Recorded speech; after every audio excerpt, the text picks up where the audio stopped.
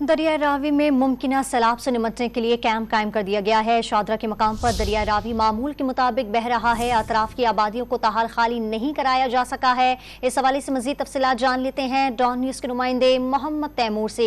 जी तैमूर, बताइएगा इस वक्त ताज़ा तरीन सूरत हाल क्या है, दरिया से और मुल्का अजला में क्या इंतजाम किए जा रहे हैं?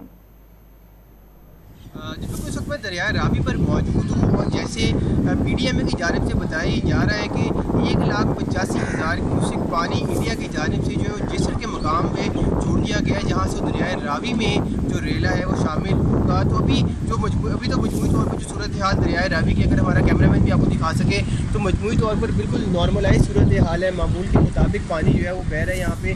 तो अलबत्ता बताया ये गया सिविल डिफेंस की जानिब से कि यहाँ पे इस वक्त जो पानी की सतह है वो तकरीबन 6,000 क्यूसेक जो पानी है इस वक्त दरिया रावी में बह रहा है। और क्योंकि मानसून बारिशों का भी सिलसिला शुरू हो चुका है पिछले तकरीबन एक हफ्ते से, तो मानसून बारिशों की वजह से थोड़ा सा पानी जो है उसमें थोड़ी सी बुलंदी जो है वो देखी गई है। मगर जो पानी भारत से जो छोड़ा गया है उसमें भी यहाँ तक पहुँचते उसको तकरीबन 12 से 15 घंटे या इससे भी ज़ायद वक्त जो है वो लग सकता है। कैंप यहाँ पे कायम कर दिया गया। सिविल डिफेंस रेस्क्यू का अमला जो है वो यहाँ पे मौजूद है और तमाम तरह सूरत हाल का जायज़ा लिया जा रहा है। वक्तन फ़वक्तन यहाँ पे जो सिविल डिफेंस का काम है उसकी जानिब से सायरन भी जो है वो बजाए जाते हैं ताकि लोगों को इस हवाले से अलर्ट रखा जाए कि जैसे ही पानी आए तो यहाँ से अपनी जगह जो है छोड़ के फौज पे पिछली साइड पे जो है मुंतकिल हो जाए। अलबत्ता अभी भी यहाँ पे वादियाँ मौजूद हैं और यहाँ पे मामूल के मुताबिक सूरत हाल जो है वो रवा दवा है। जी।